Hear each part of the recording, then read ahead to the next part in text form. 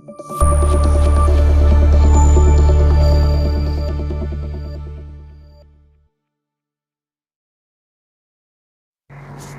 श्री अकाल जी। तुसीं तस्वीरां देख रहे हो शहर भोगपुर ਦੀਆਂ, ਜਿੱਥੇ ਕਿ ਭੋਗਪੁਰ ਥਾਣੇ ਦੇ ਬਿਲਕੁਲ ਸਾਹਮਣੇ ਗੁਰਦੁਆਰਾ ਅਕਾਲਗੜ੍ਹ ਸਾਹਿਬ ਦੇ ਵਿੱਚ ਅੱਜ ਬੇਅਦਬੀ ਹੋਈ ਹੈ।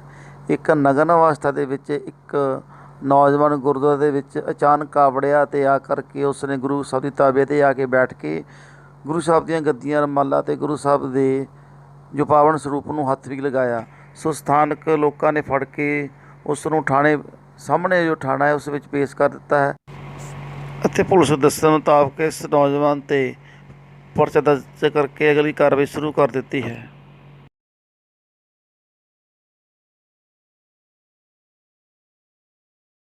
ਕੀ ਨਾਮ ਜੀ ਆਪਣਾ?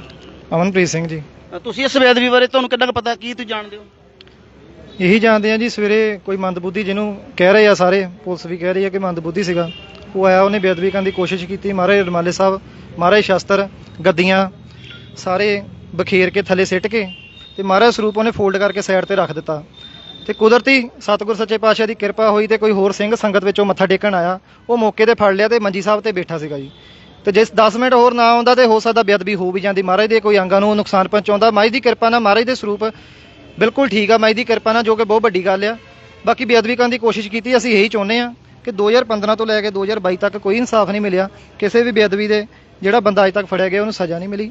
ਇਹਨੂੰ ਮੰਦਬੁੱਧੀ ਕਹਿ ਦਿੱਤਾ ਆ। 295 ਇਹਦਾ ਪਰਚਾ ਇਹ ਤੇ ਦਰਜ ਕਰ ਦਿੱਤਾ ਆ। ਅੱਜ ਪੁਲਿਸ ਸਾਹਿਬ, SHO ਸਾਹਿਬ ਕਹਿੰਦੇ ਆ, ਰਸ਼ਪਾਲ ਸਿੰਘ ਸਿੱਧੂ ਸਾਹਿਬ ਕਹਿੰਦੇ ਆ ਕਿ ਰਿਮਾਂਡ ਤੇ ਲੈ ਕੇ ਗਏ ਆ ਉਹਨਾਂ ਨੂੰ ਤੇ ਰਿਮਾਂਡ ਲਿਆ ਆ। ਰਿਮਾਂਡ ਵਿੱਚ ਪੁੱਛਗਿੱਛ ਕਰਨਗੇ, ਠੀਕ ਹੈ ਜੀ। ਅੱਜ ਮੈਡੀਕਲ ਸਵੇਰੇ ਹੋਇਆ ਉਹਨਾਂ ਦਾ, ਉਹ ਕਹਿੰਦੇ ਜੀ ਪੱਕਾ ਮੰਦਬੁੱਧੀ ਆ, 100% ਕਲੀਅਰ ਕਰ ਦਿੱਤਾ ਮੈਡੀਕਲ ਕਾਗਜ਼ਾਂ ਵਿੱਚ। ਤੇ ਜੱਜ ਨੇ ਵੀ ਮੈਡੀਕਲ ਕਾਗਜ਼ ਹੀ ਦੇਖਣੇ ਹੁੰਦੇ ਆ ਸਾਡੀਆਂ ਜਿਹੜੀਆਂ ਇਹ ਜਦੋਂ ਅਸੀਂ ਜਿਹੜੀਆਂ ਆਪਾਂ ਵਿਚਾਰਾ ਕਰਦੇ ਸਿੱਖ ਸੰਗਤਾਂ ਤੱਕ ਰਹਿ ਜਾਣੀਆਂ ਆ। ਜਿਹੜੇ ਜੱਜ ਸਾਹਿਬ ਨੇ ਉਹ ਸਿਰਫ ਮੈਡੀਕਲ ਦੇਖਣਾ, ਉਹਨਾਂ ਨੇ ਮੈਡੀਕਲ ਦੇਖ ਕੇ ਉਹਨਾਂ ਨੇ ਕਹਿ ਦੇਣਾ ਜੀ ਮੰਦਬੁੱਧੀ ਆ।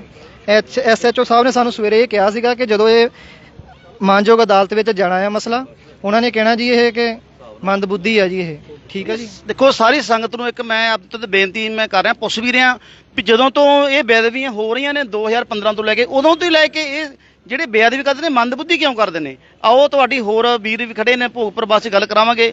ਹਾਂਜੀ ਬਾਬਾ ਜੀ, ਖਾਲਸਾ ਜੀ ਫਤਿਹ। ਵਾਹਿਗੁਰੂ ਜੀ ਕਾ ਖਾਲਸਾ, ਵਾਹਿਗੁਰੂ ਜੀ ਕੀ ਫਤਿਹ। ਹਾਂਜੀ ਬਾਬਾ ਜੀ, ਇਹ ਜੋ ਬੇਅਦਬੀ ਹੋਈ ਹੈ ਜੀ ਕਿਸ ਤਰ੍ਹਾਂ ਹੋਈ? ਬਾਬਾ ਜੀ, ਮੈਂ ਸਵੇਰੇ ਘਰੇ ਮੈਨੂੰ ਬਾਬਾ ਜੀ ਦਾ ਫੋਨ ਗਿਆ 6 ਵਜੇ ਦੇ ਕਰੀਬ ਕਿ ਖਾਲਸਾ ਜੀ ਗੁਰੂ ਘਰ ਵਿੱਚ ਬੇਅਦਬੀ ਹੋ ਗਈ ਹੈ। ਮੈਂ ਤੁਰੰਤ ਗੁਰੂ ਘਰ ਵਿੱਚ ਪਹੁੰਚਿਆ ਤੇ ਜਾ ਕੇ ਦੇਖਿਆ ਮਹਾਰਾਜ ਦੇ ਰਮਾਲਾ ਸਾਹਿਬ ਜਿਹੜੇ ਮਹਾਰਾਜ ਤੋਂ ਉੱਪਰ ਲਾ ਕੇ ਥੱਲੇ ਸੁੱਟੇ ਗਏ ਸੀ, ਥੱਲੇ ਗੱਦੀ ਵੀ ਕੱਢ ਕੇ ਥੱਲੇ ਸੁੱਟੀ ਗਈ ਸੀ ਤੇ ਮਹਾਰਾਜ ਦਾ ਸਰੂਪ ਜਿਹੜਾ ਇਕੱਲਾ ਹੀ ਪੀੜੇ ਦੇ ਵਿੱਚ ਪਿਆ ਸੀ।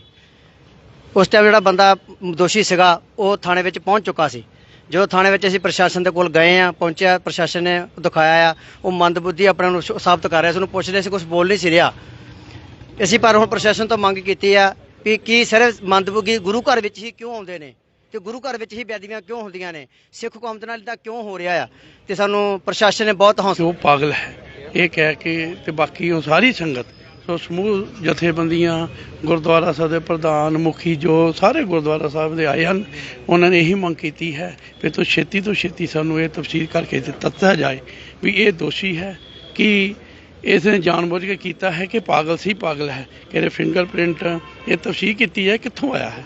ਇਸ ਕਰਕੇ ਸਾਰੇ ਹੀ ਇਲਾਕੇ ਦੇ ਇਹ ਰੋਸ ਫੈਲਿਆ ਹੈ ਤੇ ਸਾਨੂੰ ਦੋਸ਼ੀ ਦੀ ਭਾਲ ਛੇਤੀ ਤੋਂ ਛੇਤੀ ਦਿੱਤੀ ਜਾਏ। ਵਾਹਿਗੁਰੂ ਜੀ ਕਾ ਖਾਲਸਾ, ਵਾਹਿਗੁਰੂ ਜੀ ਕੀ ਫਤਿਹ। ਹਾਂਜੀ ਬਾਬਾ ਜੀ, ਖਾਲਸਾ, ਵਾਹਿਗੁਰੂ ਜੀ ਕਾ ਖਾਲਸਾ, ਵਾਹਿਗੁਰੂ ਜੀ ਕੀ ਫਤਿਹ। ਹਾਂਜੀ, ਇਹ ਬੇਅਦਬੀ ਬਾਰੇ ਤੁਹਾਡਾ ਜੀ ਕੀ ਕਹਿਣਾ ਹੈ, ਤੁਹਾਡੇ ਕੀ ਵਿਚਾਰ ਨੇ ਜੀ?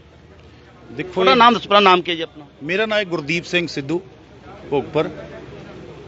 ਬਈ ਇਹ ਵਿਚਾਰ ਨਹੀਂ ਹੈਗੇ, ਦਿਲ ਨੂੰ ਬਰੁੰਦਣ ਵਾਲੀਆਂ ਜਿਹੜੀ ਹਰਕਤ ਉਹ ਕਰਕੇ ਗਿਆ, ਉਹ ਬਰਦਾਸ਼ਤ ਨਹੀਂ ਹੋ ਰਹੀ। ਪਰ ਲੇਕਿਨ ਫਿਰ ਵੀ ਸਾਰੀ ਸੰਗਤ ਜਿਹੜੀ ਆ ਬੜੇ ਹੌਸਲੇ ਵਾਲੀ ਆ, ਜਿਨ੍ਹਾਂ ਨੇ ਉਸ ਵੇਲੇ ਮੌਕੇ ਤੇ ਉਹ ਬੰਦੇ ਨੂੰ ਜਿਹੜਾ ਆ ਬਈ ਬਿਲਕੁਲ ਗੁਰੂ ਘਰ ਦੇ ਸਾਹਮਣੇ ਹੀ ਠਾਣਾ ਸੀ, ਉਹ ਪ੍ਰਸ਼ਾਸਨ ਨੂੰ ਦੇ ਦਿੱਤਾ ਤੇ ਪ੍ਰਸ਼ਾਸਨ ਨੇ ਉਸ ਜਿਹੜਾ ਜਿਹਨੇ ਦੁਸ਼ਟ ਨੇ ਇਹ ਕੰਮ ਕੀਤਾ ਉਹਦਾ ਮੈਡੀਕਲ ਕਰਾ ਕੇ ਉਹਨੂੰ ਕੋਰਟ 'ਚ ਪੇਸ਼ ਕਰਤਾ, ਲੇਕਿਨ ਉੱਤੇ ਪਰਚਾ ਕੱਟ ਹੋ ਗਿਆ।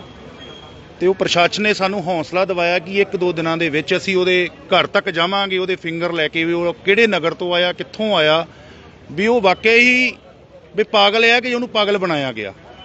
ਤੇ ਸਾਡੇ ਸਾਰਿਆਂ ਦੀ ਮੰਗ ਵੀ ਇਹੀ ਆ ਕਿ ਅਸੀਂ ਉਹ ਤਹਿ ਤੱਕ ਜਾਈਏ ਵੀ ਉਹਦੇ ਘਰ ਤੱਕ ਜਾਈਏ, ਉਹ ਬੰਦਾ ਕਿੱਥੋਂ ਆਇਆ। ਵੀ ਸਾਰੇ ਜਾਣੇ ਨੇ ਇਹੀ ਸੰਯੋਗ ਕਰਨ ਡਏ ਆ ਕਿ ਅਸੀਂ ਉਹਦੇ ਘਰ ਤੱਕ ਜਾਵਾਂਗੇ। ਅਸੀਂ ਵੀ ਜਿੱਥੇ ਤੱਕ ਸਾਡੀ ਅਪਰੋਚ ਲੱਗਦੀ ਆ, ਅਸੀਂ ਉਹ ਥਾਣੇ ਤੋਂ ਕਾਪੀ ਵੀ ਲੈ ਲਈ ਆ, ਉਹ ਮੁੰਡੇ ਦੀਆਂ ਫੋਟੋਗ੍ਰਾਫ ਵੀ ਲੈ ਲਈਆਂ ਆ, ਵੀ ਉੱਥੇ ਤੱਕ ਜਾਵਾਂਗੇ। ਲੇਕਿਨ ਇੱਕ ਤੁਹਾਡੇ ਮਾਧਿਅਮ ਰਾਹੀਂ ਇਹ ਬੇਨਤੀ ਕਰਨੀ ਚਾਹੁੰਦਾ ਕਿ ਜਿੰਨੇ ਵੀ ਗੁਰੂ ਘਰ ਦੇ ਗ੍ਰੰਥੀ ਸਿੰਘ ਤੇ ਪ੍ਰਧਾਨ ਤੇ ਮੈਂਬਰ, ਇਹ ਆਪਣੀ ਆਪਣੀ ਜ਼ਿੰਮੇਵਾਰੀ ਸਮਝੋ। ਆਪਣੇ ਗੁਰੂ ਘਰਾਂ ਨੂੰ ਅਸੀਂ ਕਿਸ ਤਰੀਕੇ ਨਾਲ ਸੰਭਾਲਣਾ, ਜੇ ਆਪਾਂ ਆਪਣੇ ਪਰਿਵਾਰ, ਆਪਣੇ ਬੱਚਿਆਂ ਵਾਸਤੇ, ਉਹਦੇ ਫਿਊਚਰ ਵਾਸਤੇ ਸੋਚਣ ਨੇ, ਜੇ ਗੁਰੂ ਘਰਾਂ ਦੇ ਵਿੱਚ ਸਾਡੀ ਮਹਾਰਾਜ ਦਾ ਸਰੂਪ ਜੇ ਅਸੀਂ ਉਹਨਾਂ ਦੀ ਦੇਖਭਾਲ ਨਹੀਂ ਕਰ ਸਕਦੇ ਤੇ ਬਹੁਤ ਮਾੜੀ ਗੱਲ ਹੈ। ਕਿ ਅਸੀਂ ਸਾਰੇ ਹੀ ਨਗਰਾਂ ਨੂੰ ਇਹ ਅਪੀਲ ਕਰਦੇ ਹਾਂ ਕਿ ਆਪਣੇ ਆਪਣੇ ਗੁਰੂ ਘਰਾਂ ਨੂੰ ਜਿਹੜਾ ਹੈ ਆਪਣੀ ਜ਼ਿੰਮੇਵਾਰੀ ਸਮਝੋ।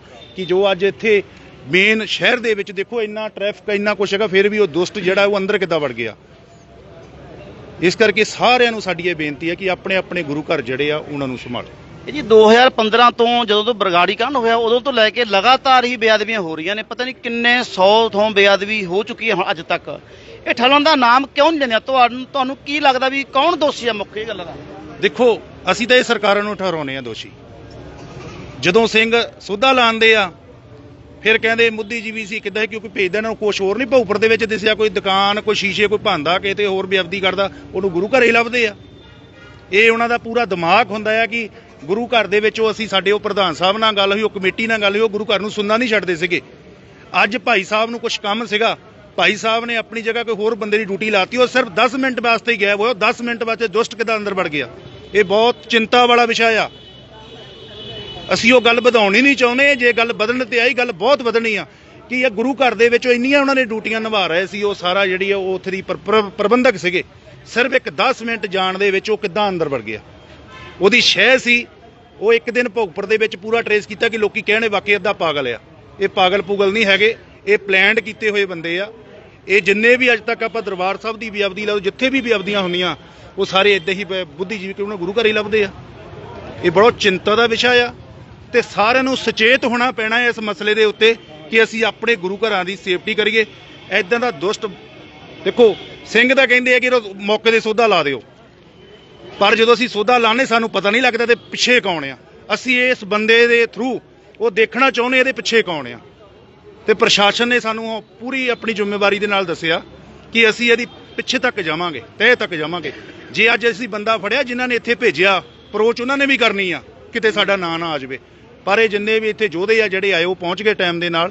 ਉਹ ਸਾਰਿਆਂ ਨੇ ਉਸ ਬੰਦੇ ਦੇ ਬੈਕ ਤੱਕ ਜਾਵਾਂਗੇ। ਬੰਦਾ ਕਿਸੇ ਮਾਂ ਨੇ ਪੁੱਤ ਜੰਮਿਆ ਹੀ ਆ, ਕਿਸੇ ਭੈਣ ਦਾ ਭਰਾ ਹੋਊ, ਕੋਈ ਭਰਾ ਦਾ ਭਰਾ ਹੋਊ, ਕਿਸੇ ਪਿੰਡ ਦਾ ਹੋਊ, ਹੈ ਪੰਜਾਬ ਦਾ, ਤੇ ਅਸੀਂ ਉੱਥੇ ਤਹਿ ਤੱਕ ਜਾਵਾਂਗੇ। ਫਿਰ ਉਸ ਤੋਂ ਬਾਅਦ 'ਚ ਜੋ ਵੀ ਗੱਲ ਹੋਊਗੀ ਉਹ ਸਾਰਿਆਂ ਦੇ ਸਾਹਮਣੇ ਹੋਊਗੀ। ਇਹ ਤੁਹਾਨੂੰ ਪ੍ਰਸ਼ਾਸਨ ਨੇ ਕਿੰਨਾ ਸਮਾਂ ਦਿੱਤਾ ਜੀ? ਹੁਣ ਇਹ ਵੀ ਉਹਨੂੰ ਟ੍ਰੇਸ ਕਰਾਂਗੇ ਅਸੀਂ, ਕਿੰਨਾ ਸਮਾਂ ਦਿੱਤਾ ਪ੍ਰਸ਼ਾਸਨ ਨੇ? ਦੇਖੋ, ਪ੍ਰਸ਼ਾਸਨ ਆਪਣੇ ਤੌਰ ਤੇ ਲੱਗ ਗਿਆ। ਉਹਨਾਂ ਨੂੰ ਵੀ ਪਤਾ ਆ ਕਿ ਇਹ ਜਿਹੜਾ ਮੁੱਦਾ ਆ ਬਹੁਤ ਵੱਡੇ, ਪਹਿਲੇ ਨਹੀਂ ਮੁੱਦੇ ਸੰਭਾਲ ਹੁੰਦੇ, ਅੱਜ ਫਿਰ ਭੋਗਪੁਰ ਦੇ ਵਿੱਚ ਨਵਾਂ ਹੋ ਗਿਆ। ਪ੍ਰਸ਼ਾਸਨ ਨੇ ਪੂਰਾ ਹੌਸਲਾ ਦਿਵਾਇਆ ਕਿ ਅਸੀਂ ਵੀ ਉਸ ਬੰਦੇ ਦੇ ਜਿਹੜੇ ਫਿੰਗਰ ਲੈ ਕੇ ਉਹਦੇ ਘਰ ਤੱਕ ਜਾਵਾਂਗੇ। ਉਹਨਾਂ ਨੇ ਤੇ ਇਹ ਵੀ ਕਹਿਤਾ ਕਿ ਜੇ ਸਾਨੂੰ ਸਾਡੇ ਤੇ ਯਕੀਨ ਨਹੀਂ ਹੈਗਾ ਕਿ ਤੁਸੀਂ ਆਪਣੇ 1-2 ਬੰਦੇ ਨਾਲ ਦੇ ਦਿਓ, ਸਾਡੇ ਨਾਲ ਬੰਦੇ ਜਾਣ। ਜੋ ਵੀ ਅਸੀਂ ਪ੍ਰਸ਼ਾਸਨ ਦੇ ਵਿੱਚ ਜਾ ਕੇ ਗੱਲਬਾਤ ਕਰਦੇ ਆ ਜਾਂ ਕਿਤੇ ਵੀ ਲੈ ਕੇ ਜਾਂਦੇ ਉਹਨੂੰ, ਤੁਹਾਡੇ 2 ਬੰਦੇ ਹੀ ਕਿ ਤੁਹਾਨੂੰ ਸਾਨੂੰ ਤੁਹਾਡੇ ਤੇ ਭਰੋਸਾ ਆ, ਤੁਸੀਂ ਪਹਿਲਾਂ ਟਰੇਸ ਕਰਕੇ ਸਾਨੂੰ 1-2 ਦਿਨਾਂ ਦੇ ਵਿੱਚ ਦੱਸੋ। ਅਗਰ ਪ੍ਰਸ਼ਾਸਨ ਨੇ ਤੁਹਾਡੇ ਕੋਈ ਨਹੀਂ ਇਸ ਵਾਸਤੇ ਕੋਈ ਕਾਰਵਾਈ ਕੀਤੀ, ਅੱਗੇ ਅਗਲਾ ਤੁਹਾਡਾ ਕਦਮ ਕੀ ਹੋਊਗਾ? ਇਹ ਕਦਮ ਮੌਕਾ ਦੱਸੋ। ਇਹ 16 ਤਰੀਕ ਦਾ ਟਾਈਮ ਲਿਆ ਸੀ। 16 ਤਰੀਕ ਨੂੰ ਜੇ ਸਾਨੂੰ ਸਾਡੀ ਹੱਕਰਸੀ ਨਹੀਂ ਹੁੰਦੀ, ਫਿਰ ਉਸ ਤੋਂ ਬਾਅਦ ਦਾ ਜਿਹੜਾ ਅਗਲਾ ਜਿਹੜਾ ਮੁੱਦਾ ਆ ਉਹ ਬਹੁਤ ਵੱਡਾ ਹੋਊਗਾ। ਅਸੀਂ ਕੁਝ ਵੀ ਮਹਾਰਾਜ ਦੇਖੋ, ਜਦੋਂ ਕਿਸੇ ਮਾਂ ਪਿਓ ਦੀ ਬੇਅਦਬੀ ਹੁੰਦੀ ਹੈ ਨਾ, ਪੁੱਤ ਬਰਦਾਸ਼ਤ ਨਹੀਂ ਕਰ ਸਕਦੇ। ਅਸੀਂ ਵੀ ਨਹੀਂ ਬਰਦਾਸ਼ਤ ਕਰਾਂਗੇ। ਇਹੀ ਸਾਡੀ ਬੇਨਤੀ ਹੈ ਕਿ ਸਾਰੇ ਜਾਣੇ ਵੀ ਉਸ ਬੰਦੇ ਨੂੰ ਆਪਾਂ ਟਰੇਸ ਕਰੀਏ। ਵਾਹਿਗੁਰੂ ਜੀ ਕਾ ਖਾਲਸਾ। ਬਾਅਦ ਦਾ ਜਿਹੜਾ ਅਗਲਾ ਜਿਹੜਾ ਮੁੱਦਾ ਆ ਉਹ ਬਹੁਤ ਵੱਡਾ ਹੋਊਗਾ। ਅਸੀਂ ਕੁਝ ਵੀ ਮਹਾਰਾਜ ਦੇਖੋ, ਜਦੋਂ ਕਿਸੇ ਮਾਂ ਪਿਓ ਦੀ ਬੇਅਦਬੀ ਹੁੰਦੀ ਹੈ ਨਾ, ਪੁੱਤ ਬਰਦਾਸ਼ਤ ਨਹੀਂ ਕਰ ਸਕਦੇ। ਅਸੀਂ ਵੀ ਨਹੀਂ ਬਰਦਾਸ਼ਤ ਕਰਾਂਗੇ। ਇਹੀ ਸਾਡੀ ਬੇਨਤੀ ਹੈ ਕਿ ਸਾਰੇ ਜਾਣੇ ਵੀ ਉਸ ਬੰਦੇ ਨੂੰ ਆਪਾਂ ਟਰੇਸ ਕਰੀਏ। ਵਾਹਿਗੁਰੂ ਜੀ ਕਾ ਖਾਲਸਾ, ਵਾਹਿਗੁਰੂ ਜੀ ਕੀ ਫਤਿਹ। ਸੋ ਤੁਸੀਂ ਇਸ ਸਮੇਂ ਦੇਖ ਰਹੇ ਹੋ ਕਿ ਭੋਗਪੁਰ ਥਾਣੇ ਦੇ ਵਿੱਚ ਸੰਗਤਾਂ ਦੇ ਵਿੱਚ ਬੜਾ ਹੀ ਰੋਸ ਪਾਇਆ ਜਾ ਰਿਹਾ ਹੈ ਕਿ ਇਹ ਬੇਅਦਬੀਆਂ ਅਜੇ ਤੱਕ ਰੁਕਣ ਦਾ ਕਿਉਂ ਨਹੀਂ ਨਾਮ ਲੈਂਦੀਆਂ।